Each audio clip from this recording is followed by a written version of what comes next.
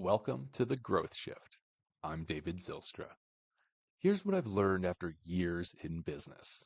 Every leader who's built something meaningful has a story, but the moment they had to shift, when failure forced innovation, when change became opportunity, when they chose growth over comfort.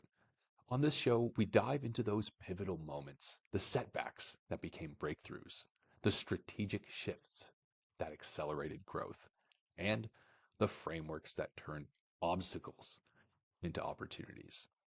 Because here's the truth. In a world where change is the only constant, the leaders who thrive aren't the ones who avoid failure. They're the ones who've learned to shift strategically through it. So whether you're facing your own pivot point or just want to learn from someone who's been there, you're in the right place. Let's dive in. Today we're joined by Adam Feuerstein, a serial entrepreneur who built and sold two major companies, including scaling from apprentice electrician to owning one of the largest electrician companies in Colorado. But here's the twist. After achieving what most would call ultimate business success, Adam walked away from it all to pursue something that actually fulfilled him. Now he helps other high-achieving entrepreneurs who've made it by all societal measures, but feel empty inside, including men with millions in assets who were literally planning suicide. Adam's story is a masterclass in having the courage to rebuild your life around purpose instead of profit. Adam, it's great to have you on the show today. Thank you. Thank you for that introduction. Now, take me back to the beginning. You went from being an apprentice electrician to owning one of the largest companies, electrical companies in Colorado. Walk me through that journey. What drove you to keep scaling when you easily could have stayed comfortable with where you were at the time? Well, it wasn't stable. One of the things that happened is I actually had two. My first company went completely bankrupt after 5 years. I went personally bankrupt as a result. And that was kind of how I cut my teeth on entrepreneurship at the ripe old age of 26 is when I started that company. And I got to see things from that perspective. And I had no idea at the time how valuable that lesson really would be. And the reason for that is later on, so that was about 2008, right, when things really started to fall apart. My company fell apart just ahead of that, actually.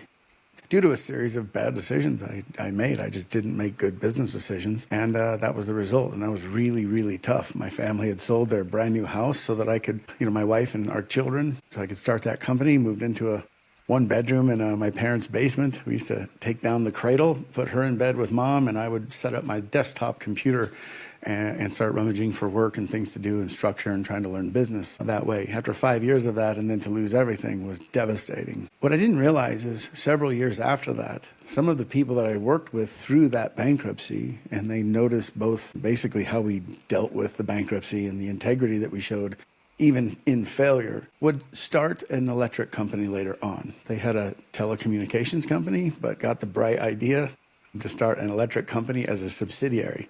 That company had, $4 or $5 million in contracts, a bunch of cash. They appointed a president to that company, and in about 18 months, it was in very serious trouble.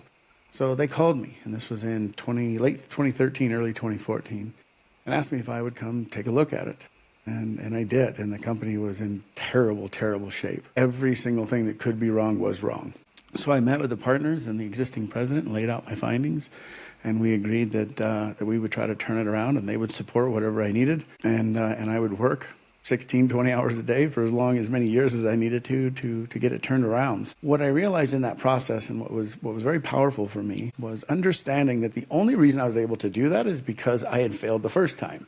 Like, I had experienced failure. This company was on the edge of failure, and therefore, in a really odd sense, I had some familiarity with it and knew what to avoid, and I knew what failure looked like, and most importantly, what it looked like ahead of the time when there's no turning it around. And so I got a second chance, and thanks to a couple of really, really incredible men that we did a whole lot of work with and never signed a single piece of paper in the history of both those companies, all on a handshake, all with just pure integrity. I got to take what I learned about failure and turn it around and turn it into success. So I had a huge driving force to want to grow and make that more and more successful, because it got me further and further away than how I felt when I failed the first time. And as powerful as all of that sounds, and as exciting and and the innovations that we were able to explore, and we worked a lot with renewable energy, cutting edge systems, all kinds of really, really, really forward thinking stuff in an otherwise very traditional industry was great. And the money was great, and selling it was also great financially.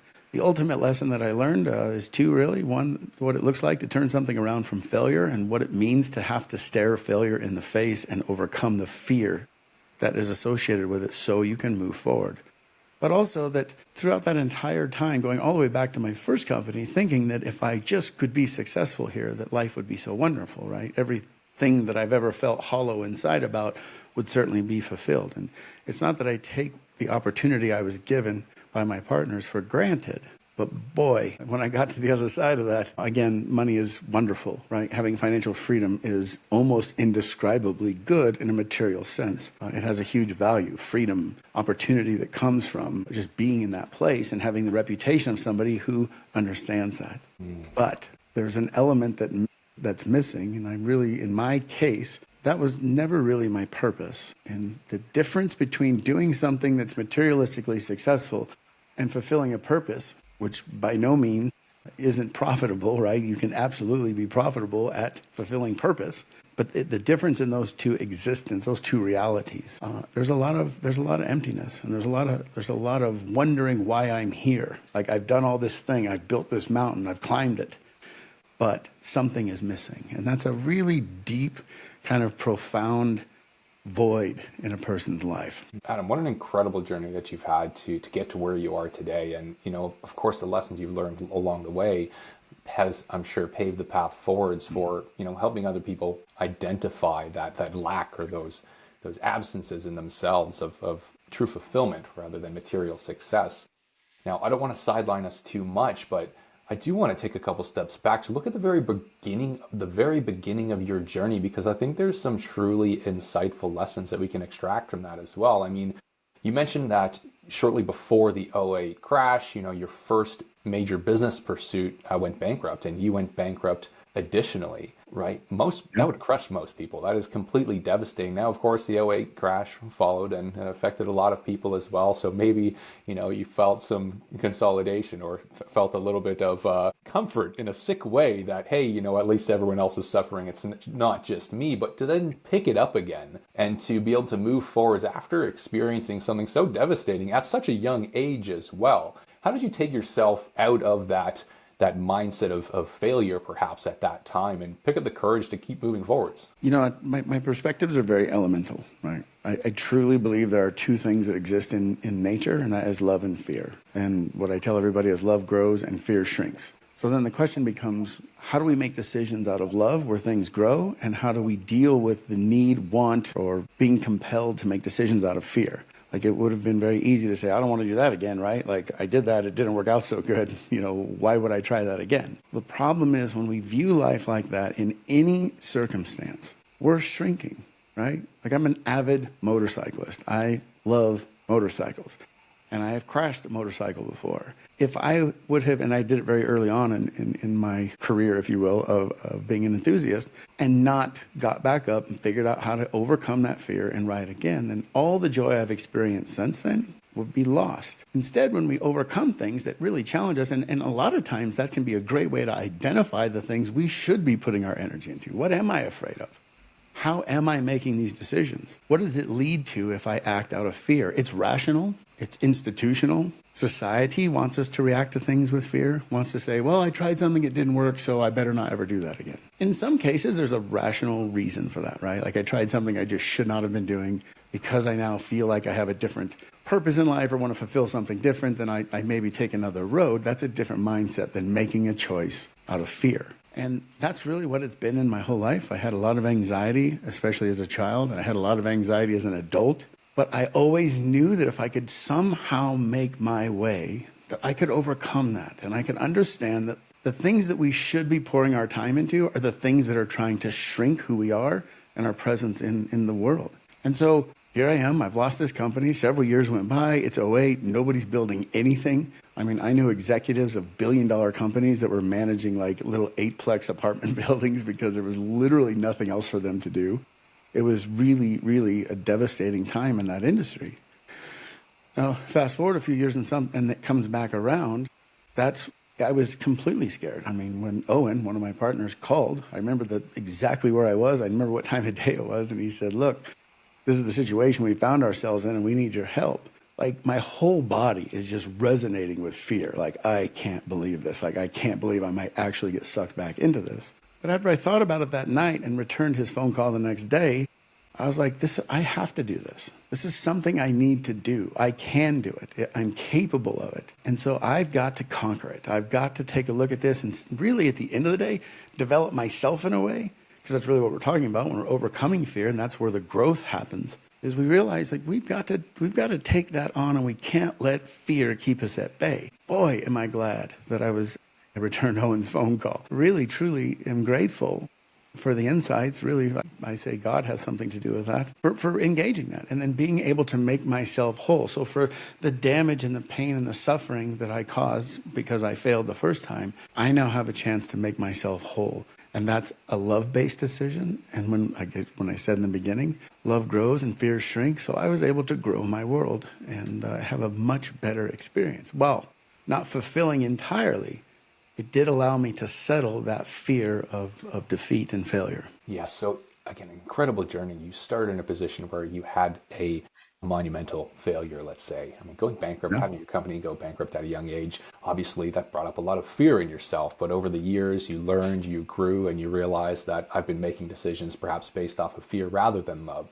Another business opportunity came along and you had enough time to work on yourself and identify where the cause for concern is coming from. Be able to look at that, draw the parallels between your failed business and what needed to be worked on in this new venture. I'm sure over the years you're also looking back and analyzing it. How could I have done better? How could I have prevented this? Perhaps you were in a position for redemption in a way, right? And you pursued that out of love rather than holding yourself back out of fear. Ultimately, you turned that business around. It became a great success and you achieved financial freedom along the way as well. But When you get an opportunity to just build a little bit on your point.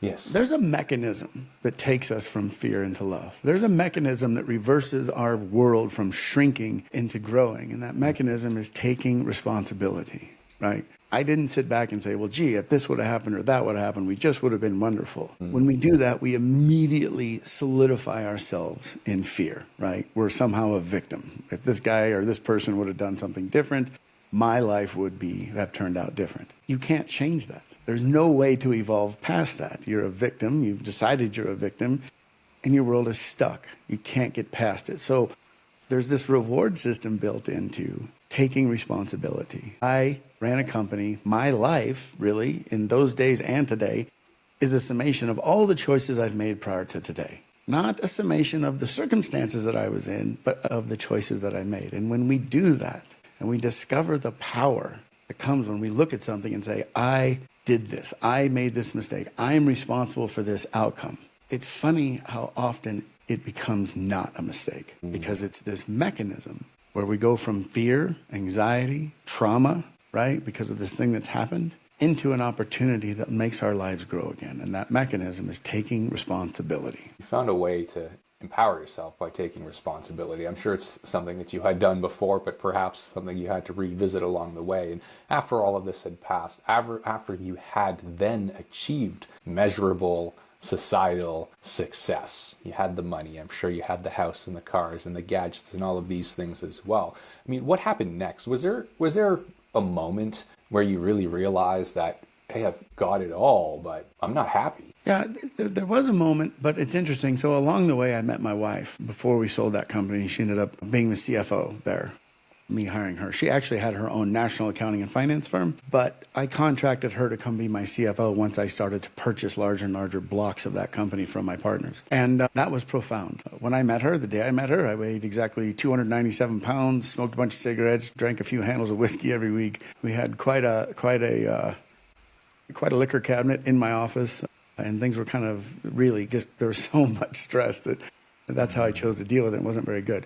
When she came along, I started to realize that there's so much more in life that I want to experience, that I want to live. I quit drinking alcohol, not because I was an alcoholic, but because I didn't want to waste a single moment that I could spend with her. And so I had this incredible luxury, and I know not everybody is fortunate like this, so I really am grateful of having somebody that came into my life at this point where I'm at the approaching the peak of my material existence and also approaching the valley of my conscious existence. And she came into my life, and all of a sudden, like, the world is different, right? Water's not the same wet, the sky is not the same blue, and you're motivated. And wanting to be with her, and wanting to have a life with Michelle caused me to take a different look. Who do I need to become? What do I need to do in my life to really, truly step into being this woman's husband and putting our families together and being a strong leader and moral compass for these people, right? And I don't mean that in a judgmental way, just as an example.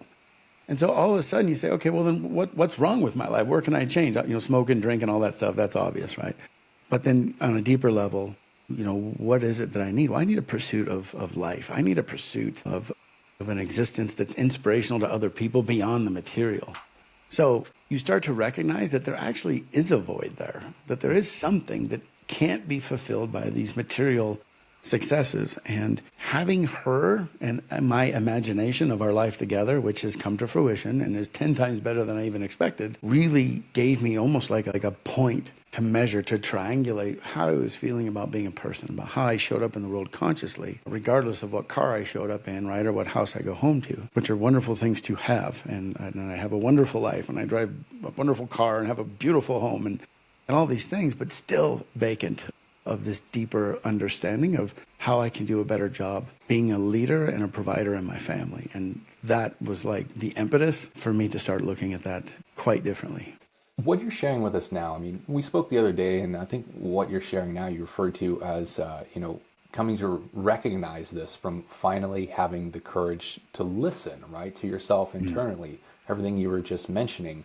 I mean, at the same time, though, I'm sure that a lot of, much of how you were living and what you were doing was tied into an identity that you build your life around, which was conflicting with the person who you have become or wanted to become. What was that internal process like of, letting go of the past and what you had built your entire identity around? Well, it's interesting. It happened during COVID.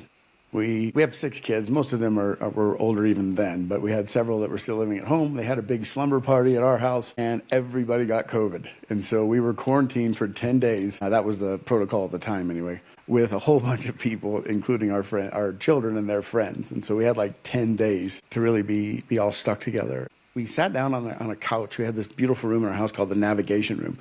We built a room and decorated it in a way where we were inspired to find new places to explore, different places to travel to, different experiences to have. And so we're sitting in the navigation room, not ironically, and Michelle introduced this idea, like, what if we sold this thing? Of course, to your point, I'm literally like, what language are you speaking right now? Like, there's no selling it. If you sell it, you're like, who am I, right? It's really deep-rooted. And so we had nothing but time to kill. So for hours we spent sitting there talking. And one of the beautiful things about my wife is her ability to introduce ideas but not apply pressure. So it's literally just an honest conversation, like, what would this be like? We spoke for hours. We decided to take a break. We got off the couch. We both met in the kitchen and said, this cannot be over. There's something calling us back to the couch, right? So we go back to the couch, and by the time we were done, we were Googling brokers and finding recommendations from our legal team on who could take a look at that for us. And so we started to move through that process. And so the entire time I had your question to contemplate, like, what does this look like on the other side, right? What do I do? Like, I won't have a job. Like, I'll literally be unemployed for the first time since I'm 13 years old. How do I contribute? How am I a man? How am I a father? How am I a husband? How am I a son and a brother? What do I do? What I ended up really taking a look at, again, is just falling back to this beautiful experience that I've been blessed with and saying, I want more of that. I want more time, like, on the road. I want more time with these kids. I want to connect. I mean, building these companies, there's times I've gone a week and never seen my children, living in the same house with them, because I'm gone before they get up and I'm back after they've gone to bed, if I even come home at all. I've had offices with literally futons in them so I can sleep for a few hours and go right back to work. So what does that look like? How does my life look? And one of the exercises too is like looking back. My father and my grandparents taught me that. Look at things now, what you would be in retrospect later. And it's like, yeah, I've missed out so much, and I want to reclaim that, both with my children and with myself. And so you start taking that step, little steps towards that, and realizing that once the issue of money is reduced, what really comes to light is the value of your time, right? We sacrifice so much time pursuing resources, and there's nothing wrong with that. What's very, very powerful is if you get to a point in life where you're not. So running a business, even a business that size, is huge risk, right? We operate on a 4% net margin at the end of the day. So you're gambling millions and millions and millions of dollars against a 4% gain or loss. Huge, just constantly focused on that. So then the idea becomes, well, if all of that goes away and my money problems are solved, but what can I explore? And what we chose was to explore spirituality. And so that was kind of like my guiding light, not even knowing how to do that, to say that's the next evolution in my existence.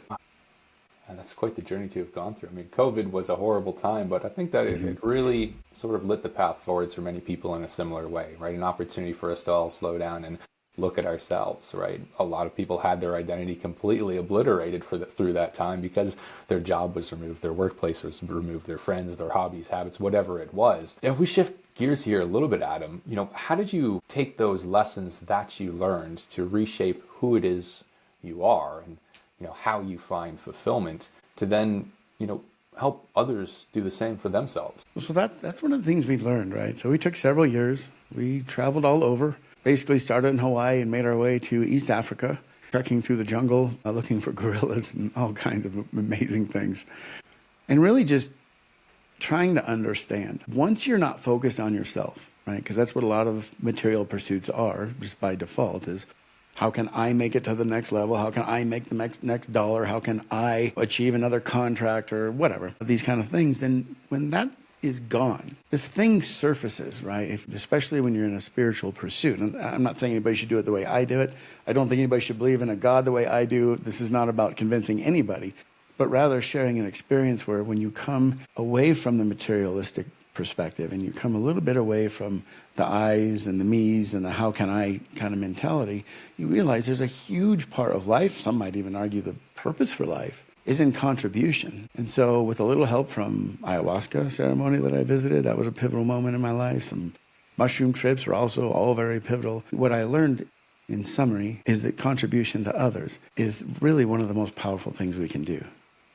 And so sometimes that's money, right? You make donations, things like that. But what I'm talking about is like, there's good things in life that I've learned, and I feel very blessed. I really, truly am blessed to have this life. Like, it's crazy. Everybody says that, but I can write quite a list. I don't know why. I've done nothing to deserve it, but it is here. So maybe there's something about this story that I could share that maybe inspires or helps somebody else to go through that mechanism where we shift from fear to love, and we shift from a contracting world experience and a contracting heart to one that grows. And you just, once you kind of turn that corner and realize that you have that opportunity for whatever reason, there's no going back. You just don't get to go back, nor would you want to go back. This is an incredible mission just of contribution and, finding fulfillment in helping others, right? Solve their pains. How do you, as a business owner, identify people who you should or could be helping? Well, there's all kinds of technical ways, right? We certainly use AI a ton. The psychology resource that AI has become is quite powerful. At the end of the day, like, we have several live groups. We're hosting one in our house tonight. There'll be a lot of people here tonight. Through that is sharing the story. To me, it's very important not to say, I did it this way and you should do it too. I also don't think it's right at all. There's so many influencers out there saying, well, I did this and I have this much money and la, la, la. And it's like, I don't ever want to set up a comparison that's asinine, right? I don't want people who have less than we do materially to feel bad. And I don't want to feel bad for people who have more than we do. It's just a useless comparison. But rather put something out into the world, a message, a thought, a feeling. I mean, I'm a deep believer in that we're all connected. We call it the thread of benevolence. Utilize that connection and see who it resonates with. We want to be in control. Fear tells us, I need a marketing strategy, and I need to do this, and I need to do that. There is a place, and those things are happening inside my brand and my wife's brand, okay? Because we need to help ourselves. It's not about sitting on the couch praying for money to fall out of the sky. But really, at the end of the day, it's about putting forth the most authentic message possible and just leaving it up to who hears it. And as ridiculous, like, I hear myself say that, I'm like, that you can't possibly run a business that way, but my heart reminds me that we can. And we have experience after experience after experience of people literally materializing in our world that are contributing to our success. The difference is, rather than me trying to force a marketing and sales program on them, that when these people show up, It's 100% mutually beneficial, both to them and to us, every single time across the board. I just spent 4 days with a couple I've never met before in my entire life, who we came into our life on Friday. They just left yesterday. We spent almost the entire time together, and we are now doing business together on a pretty impressive scale, certainly to the degree when you factor in that we met these people on Friday and under circumstances that have nothing to do with what we're doing together. So again, just another example, put this message out there, put it out there with the understanding that you're just trying to contribute, and what shows up is far more effective than any analytic or marketing strategy. I think that's possible. Wow. I mean, so some people listening to this are probably saying to themselves, "Oh, that's a little bit woo-woo. Like this is crazy, law of attraction, and all of these things." But I can that resonates with me, and I see it. Right, you receive what you put out there, especially with people who you want to attract. You're putting out value, right? You're putting out what's inside of you, and that will resonate with people who feel the same. It will attract the right people with positivity. You can boil it down to that, right? Now, it sounds like this is a realization and a practice that you have only really started adopting in the last few years, right? Really, really quick, David, is it okay if I respond to your comment about being woo-woo? Because you're exactly right. 100%. Yeah, please do. Like, I get that, okay? I really get that. What I would ask people, and this is not for me to judge, but I would ask anybody who's hearing this that comes to that conclusion, I understand that. I would really spend some time internally saying, why? Why have that response? What if, let's assume for the moment, this is exactly the way the world and consciousness works, the way people work, the way the thread of benevolence works, is when we contribute to each other, or rather to others, that's reciprocated. It's funny, right? Like, doesn't that sound like nature? Nature's basically another word for balance and equilibrium. So when we contribute, we are then contributed to. And I don't mean this in any kind of a religious sense, okay? And this isn't like some religious thing at all, just an understanding of how life works. So my question is, if you write that off as woo, I would ask yourself, why would you do that? Why would you write off something that, I'll be completely honest, is really this easy? Like, what is that? Is that a fear-based thought, or is that a love-based thought? And it isn't to convince anybody, because people are in different stages of their life. And one of the best things we can do when we just share our experience with people is they then have the freedom to do with that as they will, something or nothing, totally up to them.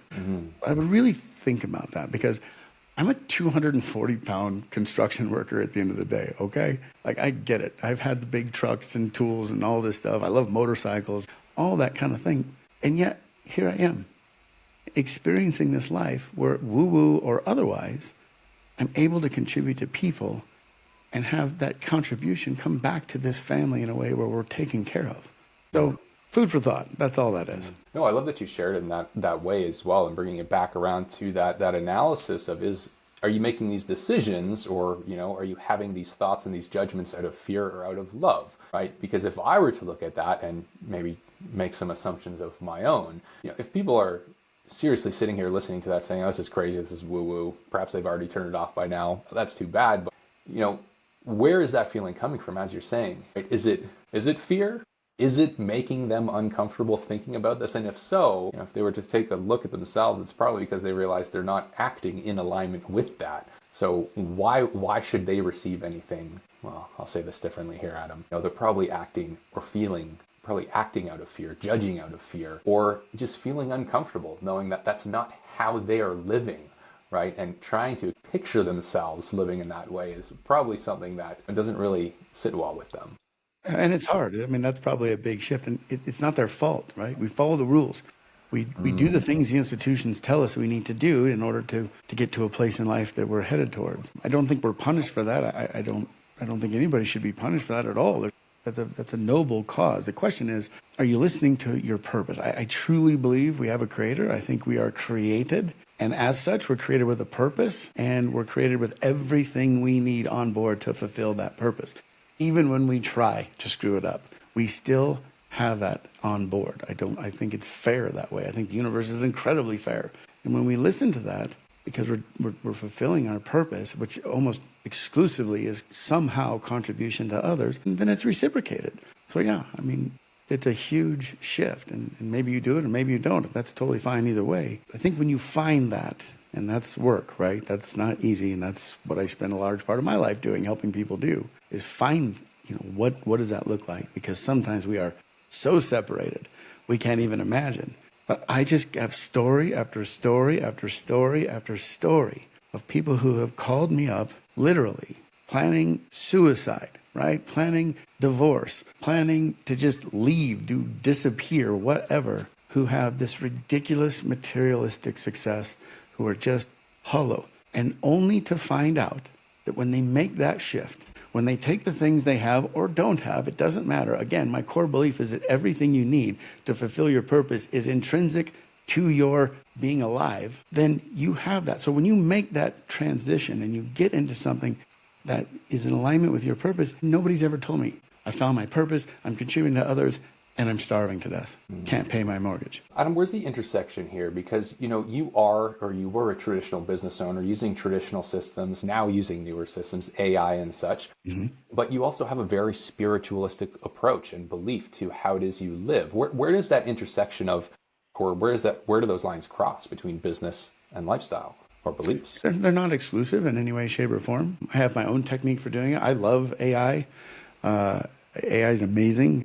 I'm not afraid of AI in any way. I think it's an opportunity that humans ultimately will be able to evolve our consciousness as a result of. But yeah, I have several large language models that I talk to every single day that I use, but it's in the purpose of serving other people. I don't go to ChatGPT and say, how can I make myself richer? But rather, I bounce ideas off. We do everything from understanding what kind of a marketing theme we can put out there that's really just sharing our message, giving people freedom to engage or disengage. But also, I have conversion rates. How many of my impressions turn into click-throughs, turn into sales funnel visits, turn into actual purchases? So you monitor that. I think the trick is to see that utility as utility, as a tool, right? I have a giant toolbox in my garage. When I need a certain tool, I open the drawer and I grab it. I don't believe in that tool. The tool doesn't tell me how to live my life. I don't make moral decisions. It never convinces me to treat my family one way or the other. It's just a tool. And my intentions are what they are, and those tools help me to construct and build the future that ultimately I don't think we're necessarily in control, but we have to do our part. So yeah, I'll be in a meeting later today where if my conversion rates are off, I'll be alerted and we'll make adjustments. But it's all still just tools. It's all just utility in pursuit, of wanting to share and contribute to others. So they're not exclusive. They're absolutely complementary of each other, if you ask me. Now, on the topic of AI, right? I think that you have a little bit more perspective to share here with other entrepreneurs, business leaders and such who perhaps are living out of fear, right? Not moving towards love. Before you started doing what you are now, right? You started building an AI education business, but you walked away from it. Now, you didn't walk away from it out of fear. You didn't walk away from it thinking that, this doesn't work, or I don't want to do this for the technical reasons. You probably were using it and still are using it more effectively than most entrepreneurs. How would you say other business leaders should think about AI or where it belongs in their operations versus, where it absolutely shouldn't? Yeah, one of the reasons we got into that is we realized, like, early on, what I think is we realized is what an influence it could be, and also how AI can really enable some bad habits, right? Like we just stop creating and ask AI to create everything. That's not a healthy future. In addition to that, though, that if it were to fall into the hands, under the control of a highly concentrated group of people, in my opinion, there's an opportunity for corruption there on scales we've never seen in human history. So our approach to that wasn't to fight that, but to give out as much, to produce or make available as much education as possible to keep the technology as democratized as possible. And that was our intention there. And we started out, it was really, really very exciting. What we realized is people, as they adopt AI into their day-to-day life, it almost happens kind of naturally, and that the way people are educated on that comes from the AI itself, which in a way is kind of a scary formulation. But at the end of the day is happening so rapidly that we thought falling back and not trying to keep our hands so much on the technical side, but taking the next step, like evolving into something where we're dealing more with spiritual and conscious issues, and then AI would come along with that. And if you look at it that way, so like some people are like, AI is going to take over the world, we're going to have this singularity that occurs, and we're going to merge with it, and then computers are going to tell us how to live and breathe and do all these other things. I'm sure that's a possible outcome. Another outcome is we keep it democratized, we keep it spread amongst the population so that it stays benevolent, But that doesn't go on forever. There's something not stable about that. At some point, that will change and be back to the original dichotomy, one way or the other. However, if AI is running around taking care of so much of our remedial tasks, taking and even production work on some level in the near future, all of a sudden we have the most valuable element in excess, which is time. So we thought, let's get ahead of that. And if we can do something to contribute to collective human consciousness, which is truly what I feel my purpose is, I just haven't had the courage to come forth with that until the wake of our AI company. If we can get that out there, then AI becomes a tool, a utility to human evolution, as opposed to its master. Some will argue that's a very optimistic outcome, but I would argue that optimism is always worth fighting for. And so that was how, in my mind, I really think we're seizing the greatest opportunity to humanity, where AI allows for human evolution, and evolution at a speed that, of course, nobody's ever experienced before. So this evolution of humanity, the speed that things are moving right now, I mean, if we look at it in a business context, I think there's a lot of people who are living out of fear with that in mind, right? How is this going to affect my business? How is this going to affect my workforce and the team that I built? Is it going to make me obsolete? I know when it comes especially to professional coaches, consultants, mentors, for example, or any subject matter expert, right? We're still in a bit of a position where AI can't quite match the EQ of subject matter experts and even coaches and consultants when it comes to delivering what people need to hear in the format that they need to hear it. The information is out there, so the IQ is there, but not necessarily the EQ, right? Do you feel, looking ahead, do you feel like AI will ever develop that sort of emotional intelligence as well, needed for the deep coaching work that you do? If I'm being 100% honest, I think it will. I think it will develop a better, but I think it'll do it in a little bit different way maybe than what that sounds like. I think the emotional component will be that it will become more emotionally intelligent. It'll better understand human decision making and the element or the part that emotions play in it. Right now, it struggles with that quite a bit. I think it will. I think it will master that at some point. However, that doesn't mean that it will be an emotional thing itself. I think that has a lot more to do with consciousness, and I have no idea what that event horizon looks like if AI were to ever actually become consciousness. That's way outside of my box. But I do absolutely believe that it will become very, very emotionally intelligent, to the degree that when we talk to it in regards to emotional issues or even emotionally influenced things, which is virtually everything, that the responses we'll be getting back will feel very, very, very human. So do you think that with that in mind and in that sense, I mean, for leaders, business owners, etc., who might be living out of fear when it comes to AI for these specific reasons, it sounds like you feel like it's still something they should be embracing, right, for the increase in value it could have for what they do and who they work with. Yeah, so honestly, if you want to talk about it from a strategic perspective, you can be afraid of it, absolutely. It's coming, it's here, it's not going anywhere. So as you continue to be afraid and make decisions out of fear of it and its impact, what will happen is you'll miss the opportunity that it presents as a utility. And that's another example of how fear shrinks and love grows, right? Now, if you embrace it and you're not afraid of its impact, you're far more conscious of the situation, and you will discover the opportunity that can come from it. And that's what I think is the most scary part. It's evolving quickly. It's being integrated into our lives so quickly. We can't necessarily predict what those specific impacts will be, right? Like I graduated high school in 1995. So we got to see kind of the internet revolution as an adult, and there were some parts about that you could predict. You knew the e-commerce was going to be a huge thing someday, right? Like you didn't have to be, a futurist to really figure that part out. And you saw the connectivity, and then Google Maps comes along, and you can kind of see that. This is evolving so quickly that there's things that trip us up, even those people who work in it every day, that are surprised by its evolution. So we don't necessarily have the time, I think, to accurately predict the impact, at least not most people. So you can react to that with fear and guarantee that if there's an opportunity that it presents, you'll miss it, and therefore it will be a negative impact on your life.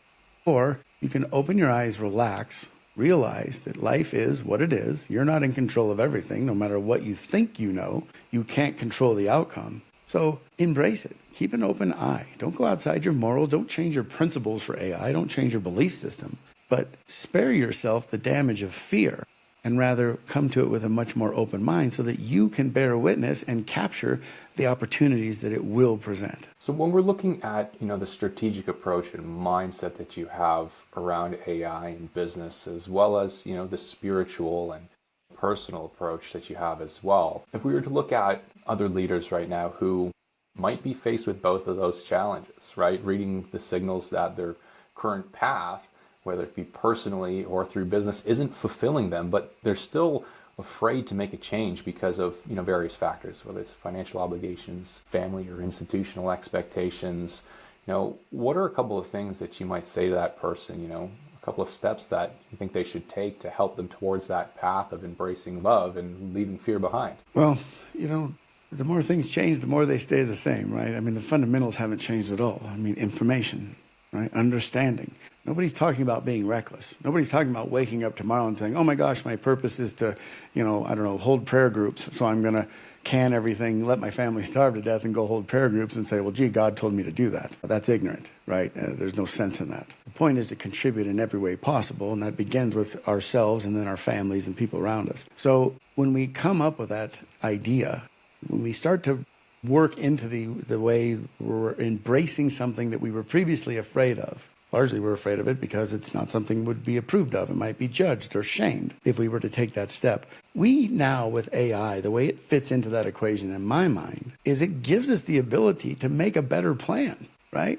If I make $1.5 million a year and my entire family is used to the lifestyle that predicts, or that provides, and all of a sudden I come into alignment, I become conscious of a different purpose in my life. You don't have to sacrifice that. We have this really entrenched idea that if we're going to serve others, we have to be humbled through poverty. It's just categorically false. So what AI can do is, let's say you're in that situation, you're like, man, I want to keep this lifestyle, not even for the sake of vanity, but for the sake of peace of mind. When my daughter wants to go to Harvard, it's not a problem, right? If she wants to do that, or if my wife's car breaks down, we can fix it, and all those things that give us peace of mind, especially as providers for our families, men or women, whatever, just that we contribute in some way. Well, instead of having to take this huge gamble if we decide to shift gears, you can talk to AI. We can use AI to model that out.